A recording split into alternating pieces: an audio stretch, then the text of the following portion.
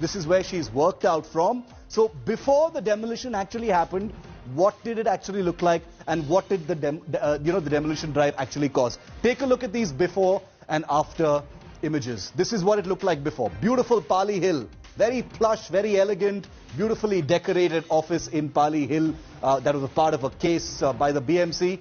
Now let's show you what it looked like after. This is after the BMC action. This is when the bulldozers went in and started tearing the facade, the first floor balcony and the wall on that first floor down. So this is what the before and after images actually looked like. Okay, I want to bring in our reporters who were there while all of this was happening. Pia Hingorani is right outside Kangana's residence, and Mustafa Sheikh is live also from outside where the demolition has been taking place. Mustafa, the Bombay High Court has stayed the demolition for the moment, but as we can see in the images that have been put out by Kangana as well as by our team over there, this is some very extensive damage that has already been caused.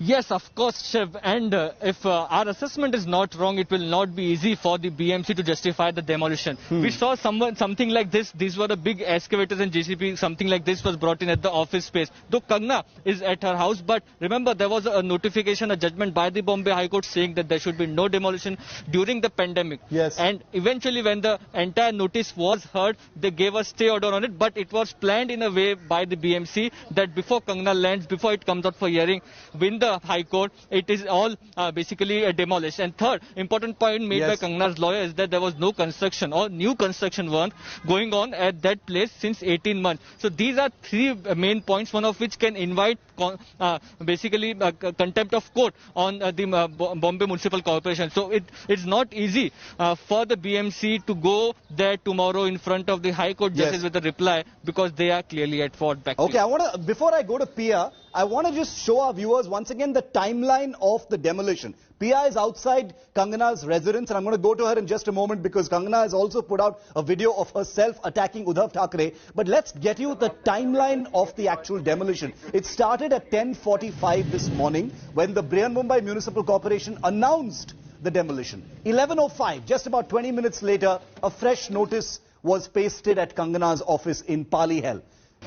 15 minutes later, 11:20 a.m., the Mumbai Municipal Corporation officials bring in the bulldozers and they begin the demolition. Many people thought the demolition wouldn't happen at all, but in came the JCBs, excavators and bulldozers and smashed, they brought down that balcony on the first floor. 12:15 p.m., half an hour later, Kangana's lawyer at her office arrived there to speak to her. 12:45 p.m., the Mumbai Municipal Corporation ends the demolition drive. So for about 45 minutes, they were demolishing things. 1:40 p.m. is when they officially stayed the demolition drive. So over an hour, the demolition continued. And as the pictures, the videos from inside and outside bear testimony, the damage is very severe. Whether or not the Mumbai Municipal Corporation can justify this damage, we'll have to see when that happens in court. But Pia, coming to you now. A very, very angry, incensed Kangana Ranaut has put out that video taking the name of Uddhav Thackeray directly. This was like a declaration of war. You know, in many ways, people will say that the Shiv Sena has played right into Kangana's hands, but Kangana is extremely angry now. Absolutely, Shiv. And if history has anything to teach us, Kangana Ranaut will not back down. She will deliver on her words. You know, even earlier in the year, when her film Manikarnika was releasing, I remember at that time it was the Karni Sena that actually threatened her to pull her movie down. But she refused to say sorry. She went ahead and she released her film. Same here. I mean, in this case as well, if she has something, she will most likely deliver on her promise. And of course, these are big words because she's actually gone ahead and told Uddhav Thackeray that he will have to perhaps pay for all the things that he's actually done. Right now, I'm outside Kangana Ranaut's house here at Khar, 16th Road, so to speak. It's a very plush building. She's entered about 2 hours back. The entire place has been cordoned off.